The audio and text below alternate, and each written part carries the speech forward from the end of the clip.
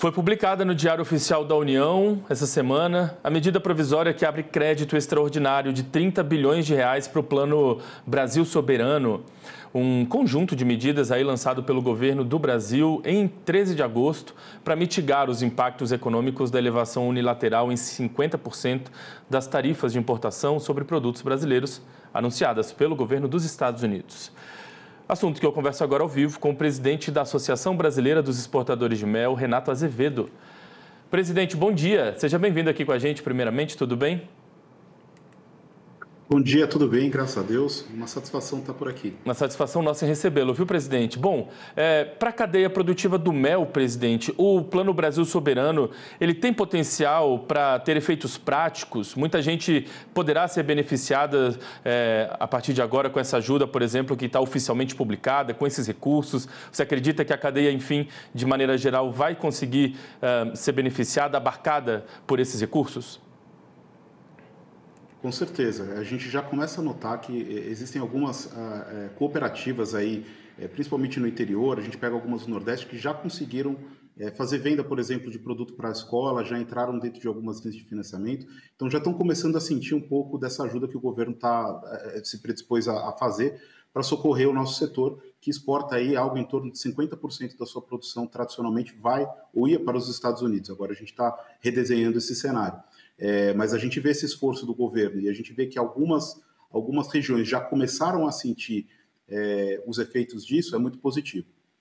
Bom, como ficou a situação, presidente, dos contratos? Porque, no caso da cadeia do mel, é claro.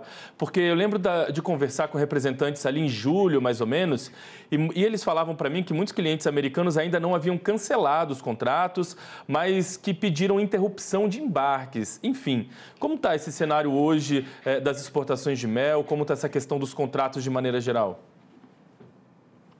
Essa é uma questão muito interessante, porque nós, na verdade, estávamos num período de hiato, né?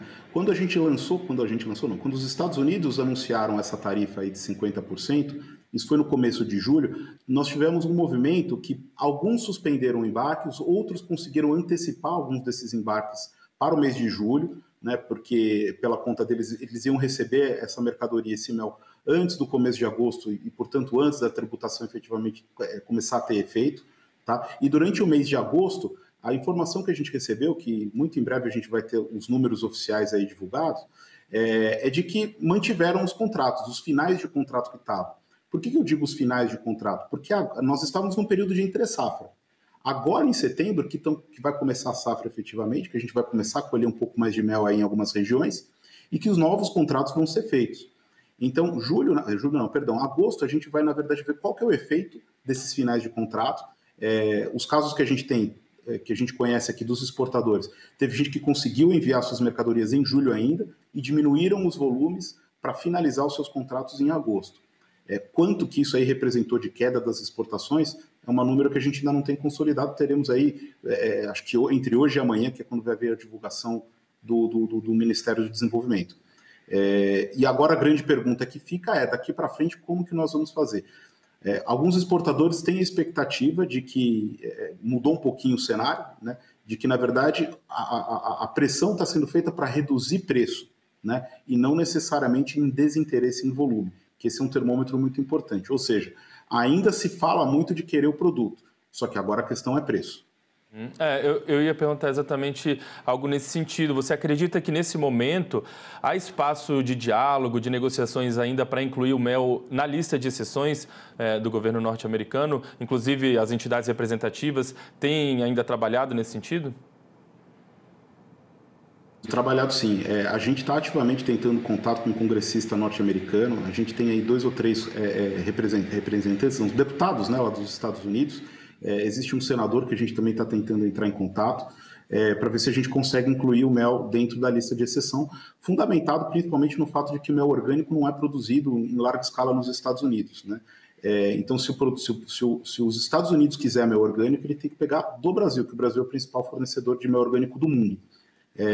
E a gente está argumentando a coisa da seguinte forma: olha, você tem indústrias aí, por exemplo, a indústria de barra de cereal, que vende uma barra de cereal orgânica, ela precisa de mel orgânico. Então, se ela não tiver o mel orgânico do Brasil, ela vai ter que comprar do Brasil, na verdade, ou ela para de produzir se ela não tiver, ou ela vai ter que subir o preço.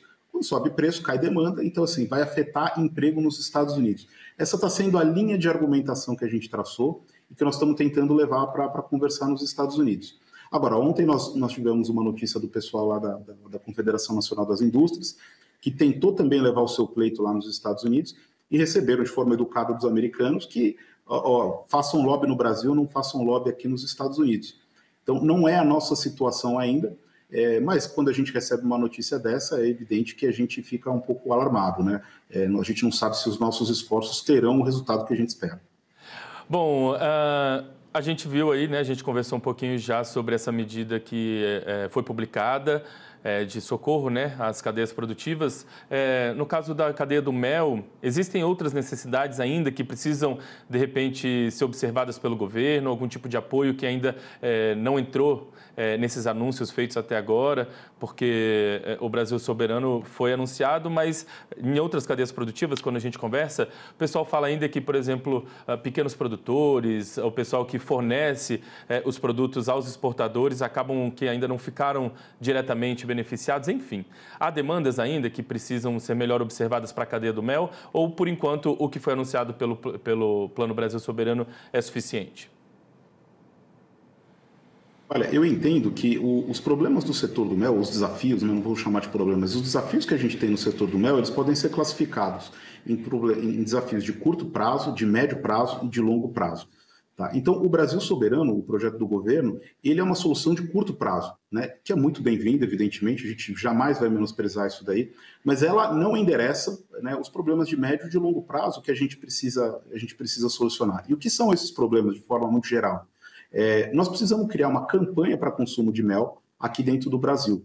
Porque o Brasil hoje ele tem um consumo per capita de 150 gramas de mel por ano, né? Enquanto outros países estão consumindo 400, 450 gramas. Ou seja, o consumo fora do Brasil de mel ele é muito maior do que o nosso consumo. Então, se a gente fizer uma campanha de consumo interno dentro do nosso país, evidenciando, mostrando a qualidade do nosso produto, que é inigualável, é realmente inigualável. O nosso mel é muito superior ao mel de outros países por aí.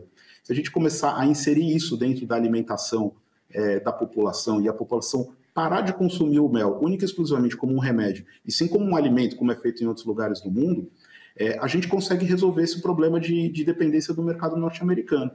Olha, se a gente der uma analisada, dos 100% que a gente produz, 51% vai para os Estados Unidos, 30% fica aqui no mercado brasileiro e aproximadamente 19% vão para outros países. Se a gente conseguir sair de 150 gramas e ir para 400 gramas, que é mais ou menos a curva de um país bom consumidor de mel, a gente praticamente duplica, mais do que duplica, 2,5 vezes. Então a gente consegue sair dos 30% e chegar nos 80%, mais ou menos, né? Sair de 30%, absorver esses 50% e chegar nos 80%. Então, eu digo o seguinte, que óbvio que o Brasil Soberano ele está nos ajudando, tá? Mas eu acho que a solução de médio e de longo prazo é a gente trabalhar a demanda do nosso produto interno. O exportador de mel hoje, ele é exportador não porque ele tem uma vontade de exportar e eu só quero exportar. Não, ele quer atender o mercado. Se existir esse mercado aqui no Brasil, eu tenho certeza que os exportadores tornam-se fornecedores do mercado interno muito rapidamente. A gente quer colocar o mel na mesa de todo mundo, seja brasileiro, americano, né? Quem quer que seja. Então, esse é um desafio de médio prazo que a gente precisa endereçar. E depois, por fim, a gente pega, por exemplo, o mel de Manuka, lá da Austrália, que foi feito um trabalho de longo prazo, um trabalho de 15, 20 anos, de mostrar a qualidade do mel, para que ele serve, quais são os atributos que ele tem. E isso daí conquistou o mundo. Então, hoje, enquanto o mel tradicional está sendo comercializado aí na faixa de $3.000, $3.500 a tonelada, o mel da Nova Zelândia ele é comercializado a $25.000 a tonelada.